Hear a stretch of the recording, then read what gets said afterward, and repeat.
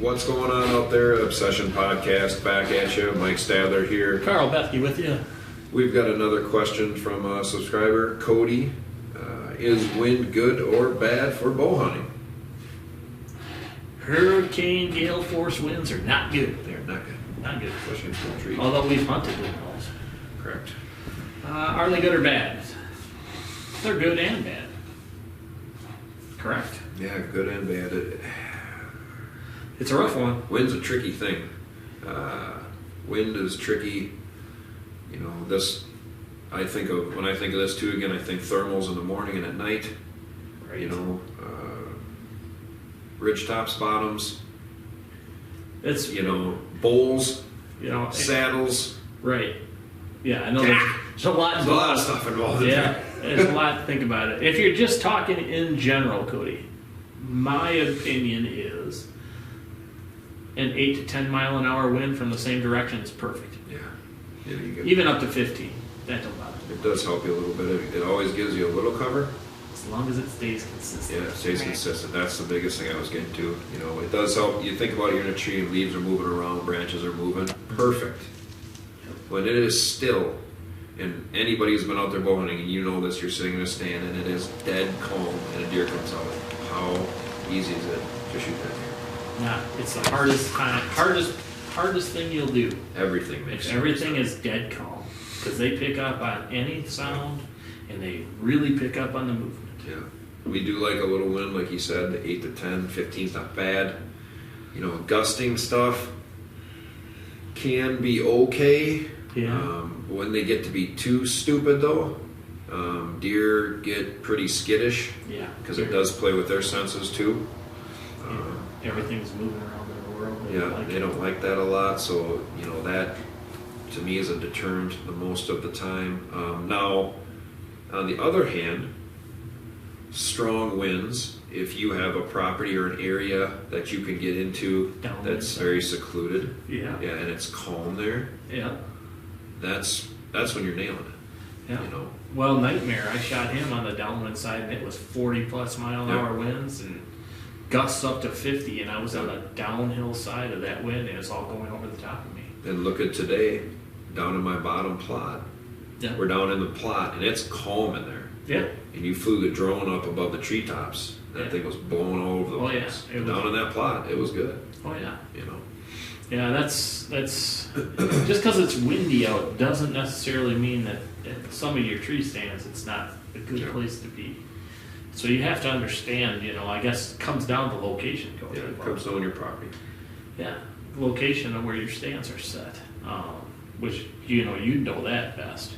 I like wind, a constant wind of 8 miles an hour to probably 15 miles an hour, like I said earlier, like we talked about. Because, like you said, it covers your movement. It's not great for your hearing, but, it's not great for their hearing either. So that puts you at the advantage. That's how I look at that, Wind direction, obviously, you'll have to figure out for your own locations. I've found, predominant wind direction here in southern Wisconsin. I've heard people say it's northwest, and I've heard people say it's southwest, and it's straight west. And I think if you actually look at what we've documented over the last few years on wind direction, it's probably all over the board. I don't think there's I want to say a predominant. I would say in the northern directions, yes. So it's gonna, come from the northwest, north, northeast, whatever. It should be anyway. Should at that point in time of year. Majority of the time. If you have a warm front moving in, guess what? Wind's from the south. Right. If you have cold fronts moving in, guess what? Wind's usually from the north. Yeah. Another thing we like to watch too is watch your wind way out. So if you're getting a stand in the afternoon, you get in a stand at, say it's a little earlier in the season, you're getting in there at 3 o'clock, and you got a north wind. You're like, I'm gonna set this stand. What is that wind doing in an hour or 2 hours or 3 hours from now? Yeah. Don't get yourself somewhere where you shouldn't be because the wind switches on you. Yeah. It's about one of the only things that weather people are pretty good at predicting. wind the wind direction. direction. Yep. So pay attention to that. Weather on the ground, any other weather app, watch your wind. Now, on the other hand, it can be a bonus for you if you got a questionable wind early. Yeah. You know, you can get into a stand and it switches in your direction before any of those deer are moving. I've done it. Oh yeah. You know, Karl's done it. That's where you can play to your advantage. There's plenty of stands there on my level, on level 2. Yep. You know, where we're coming in and it's a straight west wind, and then we've got a warm front moving in and it's switching to the southwest or straight south, which does nothing but make those stands even better because it blows your scent out off the ridge. For sure.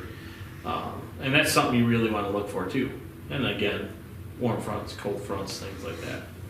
Vice versa, if there's a big cold front moving in, you got to realize that the deer are coming from the south usually there, and you don't want any north wind to be blowing it up into where they're coming from. No. So it's kind of got to play it both ways, understand your layouts in the wind direction, but like Mike said, you know, watch your stuff 5, 6, 7 hours out. And don't listen to the local weather all that much. I think weather on the ground is probably more accurate, and you can make your decisions as the weather fronts are moving in. Watch live time radar too. That'll help you decide. Yeah, and know, like we talked about, where sometimes it's windy and certain stands aren't. Know those stands. Know that you have winds that switch. You know, it could be a north wind, but you get down in the bottom, and it is not a north wind anymore. Yeah. Make sure that's something you're very aware of. I'm a little radical about this. I've done some pretty not ordinary things. So if I know there was a cold front moving in, let's just say, you know, summertime here, so we're in June, whatever. I've actually taken smoke bombs and sat them in the stand and then lit them to see where the scent would go as it would change throughout that time period. And the reason I do that is that way I know in the evening the thermals are going to drop like any of the bottom stands. Yep. I know my thermals, and it doesn't matter if the wind's coming from the west, it should be blowing it straight up to the east towards my food plots. But I know in the evenings, come 6 o'clock, all that downdraft comes in and the scent goes straight back to the west. I don't care if the wind's coming from the west or not. As the temperature drops, the thermals drop, and it overrides the wind direction. Unless it's really windy out. Yeah. That's different. But that's just, I don't know, I'm not normal. We know this. That's true. Correct. So, but, I mean, hopefully, you know, you understand that we think there's good and bad wind, just like kind of your question goes, and you have to assess it for your property. Yeah. We do like wind. Yeah. You know, like I said, a constant wind is it takes the variables out of it. Yep. It's one less thing you have to worry about. Yeah. You got a straight north wind, you know. Yeah. Okay. Straight north. Straight Where am I going? 5 miles an hour is not windy. No. 8 miles an hour is not windy. 10 is getting to be what I consider constant. 15 is fine. Once you get up into the 20, then, you know, it's moving pretty good. But that's what I like, that, you know, between 8 and 15 mile an hour to call what I would say is a constant wind. I agree. Where you can make decisions. So hopefully that helped you, Cody. Not really sure if it did or not. Maybe it's a little confusing. Sometimes I confuse myself, Mike. Did? What? What happened? So we appreciate all you guys' support. Appreciate you listening. Thanks for listening to The Obsession. You guys can subscribe right here at Commercial, Wisconsin. And the wife is done. So anyway, the dogs are done barking. The wife is back in the house. Thanks for tuning in. Thanks for listening. We'll talk to you guys later.